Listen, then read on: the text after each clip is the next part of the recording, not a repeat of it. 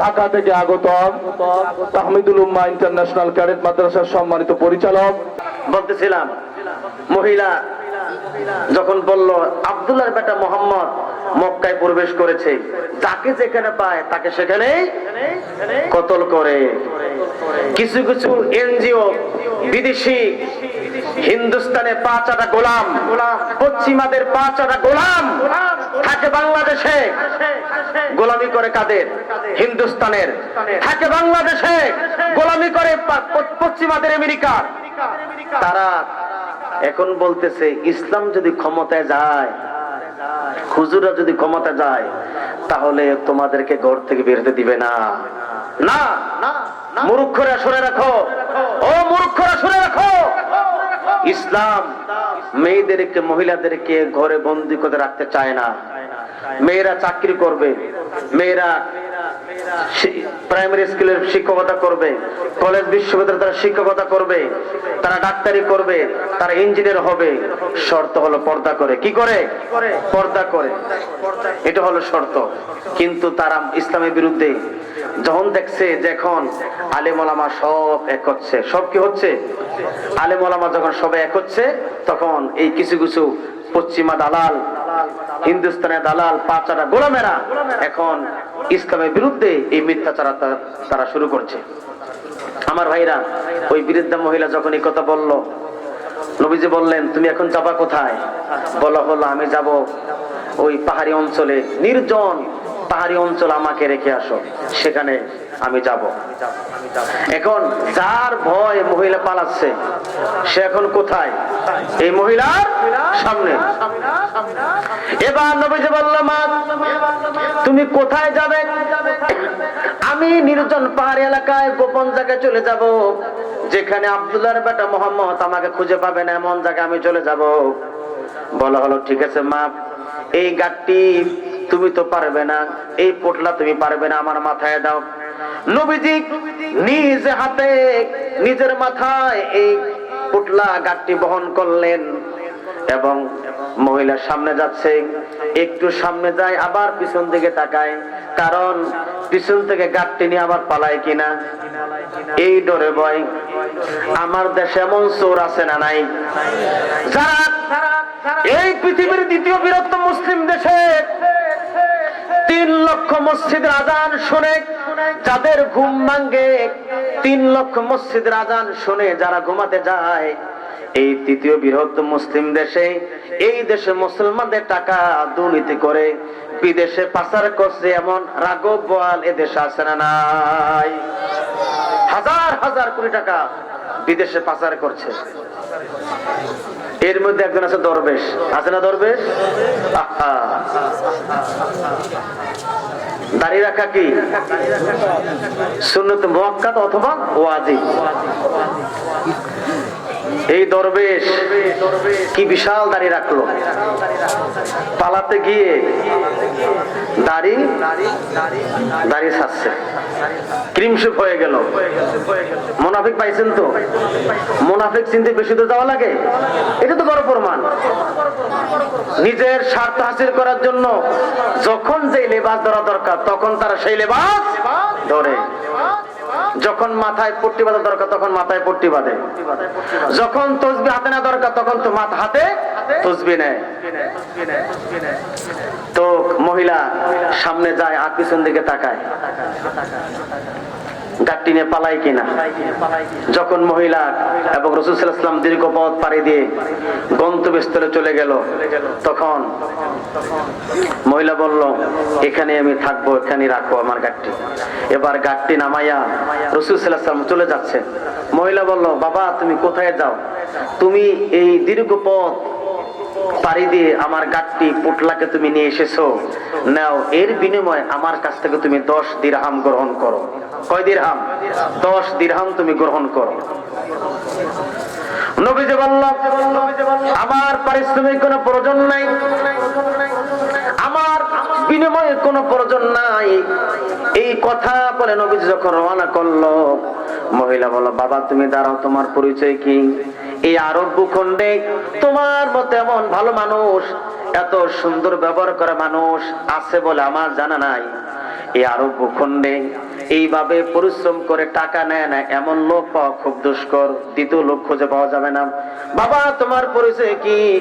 নবীজি বলল, ও আমার মা, আপনি মক্কার কুরাইশ বংশের আব্দুল্লাহর বেটা, যে মুহাম্মাদের ভয়ে আপনি এই সুদীর্ঘ পথ পাড়ি দিয়ে পাহাড়ের গুহায় আশ্রয় গ্রহণ করেছেন, বাড়ি ছেড়েছেন, গুহায় আশ্রয় গ্রহণ করেছেন। আমি হলাম সেই মক্কার আব্দুল্লাহর বেটা মুহাম্মদ। নবীজির কাছ থেকে এই মহিলা কথা শুনে অবাক হয়ে গেল। মহিলা বলল, আহারে তোমার ব্যাপারে কত খারাপ কথা শুনেছি, আহারে তোমার ব্যাপারে মানুষ কত কুচ্ছরটনা করেছে, কত আজে বাজে কথা বলেছে, কিন্তু তুমি যে এত সুন্দর মানুষ, তোমার সাথে দেখা না হলে আমি জানতাম না। এখনই তুমি আমাকে কালেমা পড়ায় মুসলমান বানায় দাও। নবীজি বলল, মা তুমি আমার সঙ্গে পড়ো, লা ইলাহা ইল্লাল্লাহু মুহাম্মাদুর রাসূলুল্লাহ। একটু জিকির করেন, লা ইলাহা ইল্লাল্লাহ, লা ইলাহা ইল্লাল্লাহ, লা ইলাহা ইল্লাল্লাহ, লা ইলাহা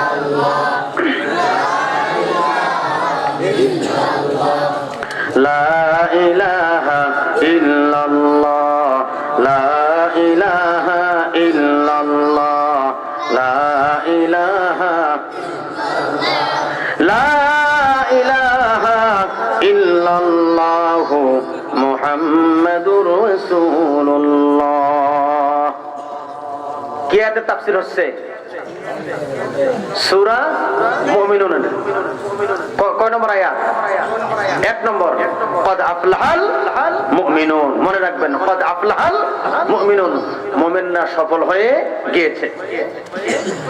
আমার ভাইরা, আয়েশা সিদ্দিকা রাদিয়াল্লাহু তাআলা আনহা নবীজির স্ত্রী, তিনি বর্ণনা করেন, আল্লাহ রাব্বুল আলামিন যখন আদম নামক জান্নাত সৃষ্টি করলেন, বেহেশত সৃষ্টি করলেন, এবং আদম নামক জান্নাত বেহেশত তৈরি করে সেই বেহেশতের মধ্যে একটা বৃক্ষ রোপণ করলেন। কি জান্নাত? জান্নাতুল আদন। জান্নাত হলো 8টা। জান্নাত কয়টা? 8টা। আদন নামক জান্নাত সৃষ্টি করলেন, আর সেই জান্নাত সৃষ্টি করে একটি বৃক্ষ রোপণ করলেন। বৃক্ষ রোপণ করে আল্লাহ পাক বললেন, ও গাছ তুমি এখন কথা বলো। যখন বলল, গাছ তুমি কথা বলো, এই হুকুম করার সঙ্গে সঙ্গে গাছের ভিতর থেকে কোনো আওয়াজ আসলো না। গাছ শুধু একটা কথাই বলল, ক্বাদ আফলাহাল মুমিনুন। বলেন সুবহানাল্লাহ। আবু সাঈদ খুদরি রাদিয়াল্লাহু তাআলা আনহু বলেন, আল্লাহ রাব্বুল আলামিন যখন তিনি জান্নাত তৈরি করলেন, জান্নাতে একটা ইট হলো স্বর্ণের, আর একটা ইট হলো রূপার। একটা ইট কিসের? আর একটা ইট রূপার। এই স্বর্ণের ইট এবং রূপার ইট দিয়ে যখন তিনি জান্নাত তৈরি করলেন, এবং জান্নাত যখন তৈরি হয়ে গেল, আল্লাহ পাক স্বয়ং নিজে বললেন, ও জান্নাত তুমি কথা বলো, ও জান্নাত তুমি কথা বলো। এই হুকুম করার সঙ্গে সঙ্গে তখন জান্নাত বিকট শব্দে আওয়াজ করে বলল, قد أفلح المؤمنون الذين هم في صلاتهم خاشعون।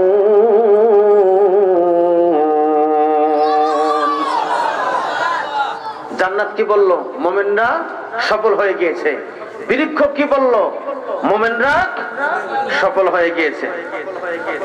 আমার ভাইয়েরা, এরপরে আরেক কিতাবের মধ্যে এসেছে, আল্লাহ রাব্বুল আলামিন যখন জান্নাত তৈরি করলেন, একটা ইট দিলেন স্বর্ণের, আর একটা ইট হলো রূপার। এই স্বর্ণের ইট এবং রূপার ইট দিয়ে যখন তিনি জান্নাত তৈরি করলেন, এবং জান্নাত তৈরি করার পরে যখন জান্নাতকে পরিপূর্ণ সাজানো হলো, জান্নাত পরিপূর্ণ সাজানো হওয়ার পরে তিনি জান্নাতকে বলেন, ও জান্নাত আমি তোমাকে সুন্দর করে সাজিয়েছি, অলংকৃত করেছি, এখন তুমি একটু কথা বলো, জবাব দাও। এই জান্নাত কাদের জন্য? জবাব দাও। আল্লাহ পাক এই প্রশ্ন করার সঙ্গে সঙ্গে জান্নাত কোনো কথা না বলে জবাব দিল। এই আয়াতে কারিমা জান্নাত পড়লো قد أفلح المؤمنون الذين هم في صلاتهم خاشعون জোরে জোরে বলেন সুবহানাল্লাহ। তাহলে জান্নাত কাদের কথা বলেছে? মুমিনদের। কাদের কথা বলেছে? মুমিনদের কথা বলেছে। আর মুমিন যারা ঈমানদার মুমিন তারা কখনো বাতিলকে ভয় পায় না। ঈমানদার মুমিন যারা তারা কখনো মৃত্যুকে পরোয়া করে না, কারণ তারা জানে ইন্না সালাতি ওয়া নুসুকি ওয়া মাহইয়ায়া ওয়া মামাতি লিল্লাহি রাব্বিল আলামিন। আল্লাহ পাক শিখাচ্ছেন, ও ঈমানদার ব্যক্তিরা বান্দারা বলো আমার নামাজ, বলেন আমার নামাজ, আমার কোরবানি, আমার হায়াত, আমার মওত, আমার সব কিছু, আমার রাজনীতি, আমার পররাষ্ট্রনীতি, আমার শিক্ষানীতি, আইন নীতি সব কার জন্য? জোরে বলেন সব কার জন্য? এটা ইমানদার ব্যক্তি মুমিন ব্যক্তি এই ঘোষণা দিবে। আর যে ইমানদার মুমিন ব্যক্তি ঘোষণা দিবে, ওই ইমানদার মুমিন ব্যক্তি কখনো বাতিলকে পরোয়া করবে না, কখনো বাতিলকে ভয় পাবে না। বাতিলকে ভয় পাবে? বাতিলকে ভয় পাবে না, বাতিলকে কখনো পরোয়া করবে না। এই ইতিহাস যুগে যুগে পৃথিবীতে আছে না নাই? আছে কিনা? মিশরের প্রেসিডেন্ট জামাল আব্দুল নাসের তদানীন্তন মিশরের প্রেসিডেন্ট ছিলেন, স্বৈর শাসক ছিলেন, স্বৈরাচারী সরকার ছিলেন। তার আমলে একজন মাহবুব বান্দা নাম হলো সৈয়দ কুতুব। কি নাম বললাম? সৈয়দ কুতুব শহীদ রহমতুল্লাহ আলাইহি।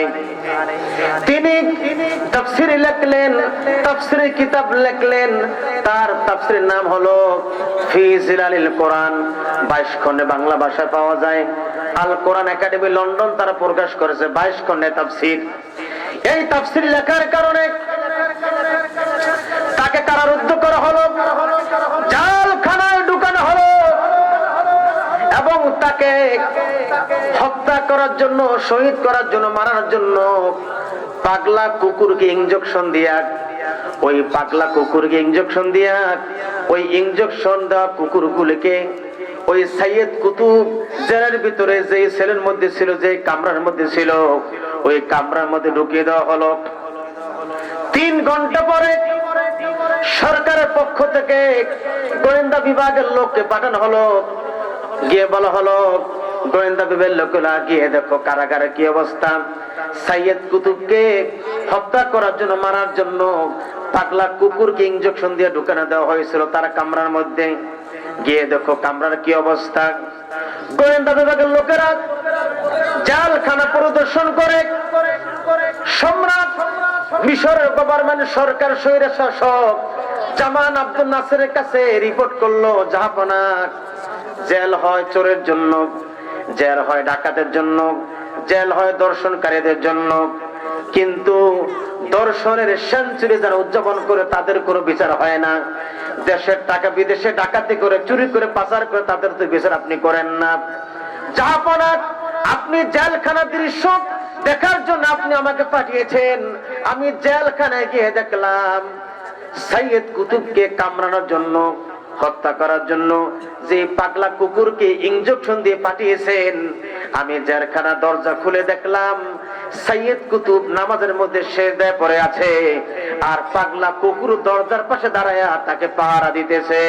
সুবহানাল্লাহ। ये शहादत गहे उल्फत में कदम रखना, ये शहादत गहे उल्फत में कदम रखना, लोग समझते हैं आसाए मुसलमान होना। কবি বলেছেন, এই ঘটনার প্রেক্ষিতে কবি লিখেছেন, ও পৃথিবীর মুসলমানেরা, নামাজ পড়লে মুসলমান হওয়া যাবে না, রোজা রাখলে মুসলমান হওয়া যাবে না, হজ যাকাত দিলে মুসলমান হওয়া যাবে না, উমরা পালন করলে মুসলমান হওয়া যাবে না, মাথায় পট্টি বাঁধলে মুসলমান হওয়া যাবে না, হাতে তসবিহ নিলে মুসলমান হওয়া যাবে না। মুসলমান হওয়ার জন্য 1 নম্বর শর্ত হলো বাতিলের মোকাবেলা করার জন্য শাহাদাতের আকাঙ্ক্ষা নিয়ে শহীদের ময়দানে শামিল হয়ে যাওয়া। সুবহানাল্লাহ বলেন। সৈয়দ কুতুব তাকে কুকুর পাহারা দিতেছে, আর তিনি নামাজের মধ্যে সিজদায় পড়ে আছেন যাতে কেউ নামাজে ডিস্টার্ব করতে না পারে। এই রিপোর্ট যখন দেওয়া হলো তখন জামাল আব্দুল নাসির চিন্তা করলো এইভাবে তাকে হত্যা করা যাবে না, সর্বশেষ তাকে ফাঁসি দিয়ে দুনিয়া থেকে বিদায় করে দিল। আল্লাহর মাহবুব বান্দা, তাকে বলা হলো তুমি ভুল স্বীকার করো, ক্ষমা চাও, মাফ চাও। সৈয়দ কুতুব বলে দিলেন আমি জীবন চলে যাবে, আমার মৃত্যু হবে, আমি শহীদ হব, আমি শহীদের পেয়ালা শরবত পান করে আমি আল্লাহর জান্নাতে প্রবেশ করব, মাবুদের সঙ্গে সাক্ষাৎ করব, তবু আমি বাতিলের সঙ্গে মাথা নত করব না। সুবহানাল্লাহ বলেন। बातिल से दबने वाली आए आसमां नहीं हम, बातिल से दबने वाली आए आसमां नहीं हम, माँ सबर कर चुका है तो इम्तिहा हमारा। কবি লিখেছেন ওই আকাশ, এই বাতাস, ওই জমিন তোমরা সাক্ষী থাকো, এই পৃথিবী 1 নয় 2 নয় 1000 বার প্রমাণ করেছে, টেস্ট করেছে মুসলমান জীবন দিবে কিন্তু ঈমান দিতে জানে না। মুসলমান জীবন দিবে কিন্তু বাতিল শক্তির সামনে কখনো মাথা নত করবে না। সুবহানাল্লাহ বলেন। একটু জিকির করেন লা ইলাহা ইল্লাল্লাহ।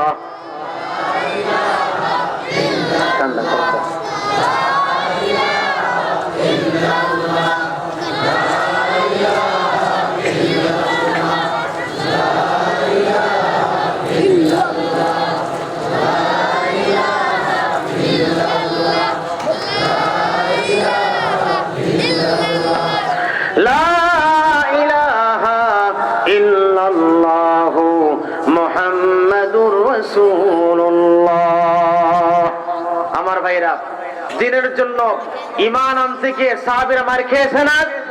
মার খেয়েছে কিনা? হযরত সুমাইয়া রাদিয়াল্লাহু তাআলা আনহা, তাকে কি নির্মমভাবে শহীদ করা হয়েছে। আম্মার এবং তার বংশধরের পরিবার লোকদেরকে নির্যাতন করা হয়েছে, লাঠি দিয়ে আঘাত করা হয়েছে, এরপরে মরুভূমির মধ্যে শোয়া বুকের উপরে পাথর চাপা দেওয়া হয়েছে, আর বলা হয়েছে ঈমান প্রত্যাখ্যান কর, ঈমান প্রত্যাখ্যান কর। তারা জীবন দিয়েছে কিন্তু তারা ঈমানকে প্রত্যাখ্যান করে নাই। জীবন দিয়েছে কিন্তু বাতিলের সামনে তারা মাথা নত করে নাই। এই বাংলাদেশে এখনো সুমাইয়ার উত্তরসূরি আছে না নাই? এই বাংলাদেশে আবু বকর, ওমর, ওসমান, আলী, তালহা, খাব্বাব, জুবায়ের, আম্মারের উত্তরসূরি এই দেশে আছে না নাই? এই তালহা, জুবায়ের, আম্মারের উত্তরসূরি যতদিন পর্যন্ত বাংলাদেশে থাকবে, শাহজালাল, শাহপরান, শাহ মাখদুমের উত্তরসূরি বাংলাদেশে যতদিন থাকবে, সৈয়দ ফজলুল করিমের উত্তরসূরি যতদিন পর্যন্ত বাংলাদেশে থাকবে, ততদিন পর্যন্ত ইসলাম বিদ্বেষী শক্তি, কোন হিন্দুত্ববাদ, কোন মুর্শিদবাদ, এই জঙ্গিবাদ, মৌলবাদী ইসকনকে তারা কায়েম করতে পারবে না। ঠিক না মুসলমান? এটা বাংলাদেশ, এটা হিন্দুত্ববাদী মুশরিকি দেশ নয়, এটা নরেন্দ্র মোদী দেশ নয়। এদেশের 90% মুসলমান, যেই মুসলমান 3.5 থেকে 3.5 লক্ষ মসজিদে আজান শুনে নামাজ আদায় করে ঘুমায়, যেই দেশের মানুষের ঘুম ভাঙে ফজরের আজান শুনে 3.5 লক্ষ মসজিদ থেকে একযোগে একসাথে আজানের ধ্বনি প্রকম্পিত হয়, সে দেশে ইসকনের মতো হিন্দুত্ববাদী, জঙ্গিবাদী, সন্ত্রাসী, উগ্রবাদী এদেশে কায়েম হতে আমরা দেব? রাজি আছেন সবাই? রাজি আছেন? আমার ভাইরা, সাহাবা আজমাইন জীবন দিয়েছেন, রক্ত দিয়েছেন, শহীদ হয়েছেন। হযরত খাব্বাব রাদিয়াল্লাহু তাআলা আনুকে একদিন ওমর দেখলেন, খাব্বাবের পিঠের ভিতরে বড় বড় গর্ত, বড় বড় কি গর্ত, এবং কোমরটা খুব চিকন, চিকন কোমর এবং গর্তওয়ালা পিঠ। ওমর দেখে বললেন, ও খাব্বাব, তোমার পিঠে এত গর্ত কেন এবং তোমার কোমরটা এত চিকন কেন? আমি কত মানুষ দেখেছি, কিন্তু এত চিকন কোমরওয়ালা ব্যক্তি আর এত গর্তওয়ালা পিঠওয়ালা ব্যক্তি আমি কোনোদিন দেখি নাই, কেন এটা হয়েছে? খাব্বাব বলল, শোনো ওমর, ইসলাম কবুল করার অপরাধে, কালেমা গ্রহণ করার অপরাধে কাফের বেঈমানেরা আমাকে ধরলো, আমাকে জেলখানায় আটকে রাখলো, কারারুদ্ধ করলো। এরপরে আগুনের আংটা জ্বালাইয়া, আগুনের আংটা জ্বালাইয়া, আংটা আগুনের উপরে শোয়ে দিয়া আমার বুকের উপরে পাথর চাপা দিয়ে রেখেছে। ওই আংটা আগুন গুলি পুরে পুরে আমার শরীরের মধ্যে, পিঠের মধ্যে প্রবেশ করেছে। শরীর থেকে রক্ত এবং সবরি বের হয়ে আংটা আগুন নিভে গিয়েছে। এখন পর্যন্ত ওই গর্তগুলি এখন পর্যন্ত সেরে যায় না। সুবহানাল্লাহ বলেন। আমার ভাইরা, ইসলাম এমনি এমনি পৃথিবীতে আসে নাই। ১৫০০ বছর আগে কালেমার দাওয়াত, রাসূলের আদর্শ এই পর্যন্ত এসেছে অনেক কষ্টের বিনিময়, অনেক ত্যাগের বিনিময়, অনেক মেহনতের বিনিময়। এই জন্য বলছি, কদ আফলাহাল মুমিনুন, সফল কাম কারা? মুমিনেরা। কারা? মুমিনেরা সফল হয়ে গিয়েছে। এখন মুমিন হচ্ছে তারা যাদের ঈমানের মধ্যে কোনো দুনিয়ার ভয় থাকবে না, লোভ থাকবে না, কোনো ভয়ভীতি থাকবে না, যাদের ঈমান হবে আল্লাহর উপর অবিচল আস্থা বিশ্বাস। আল্লাহ পাক সৃষ্টি করেছেন, মরতে একদিন হবেই, সেই মরণটা হবে শহীদ মৌত। সেই মরণটা বিড়ালের মতো ৫০০ বছর বেঁচে থাকা লাভ নাই, সিংহের মতো, বাঘের মতো ১ ঘন্টা বাঁচতে চাই। এটা হলো ইমানদারের কথা। কাদের কথা? ইমানদারের কথা। আপনারা কি ভয় পাবেন? আপনারা কি ভয় পান? সত্য কথা বলতে হবে, সত্য কথা শুনতে হবে, আর হকের প্রচার করতে হবে। এতে করে যত বাধা বিপত্তি আসুক না কেন, আমরা কোনো অন্যায়ের সাথে আপোষ করিব না।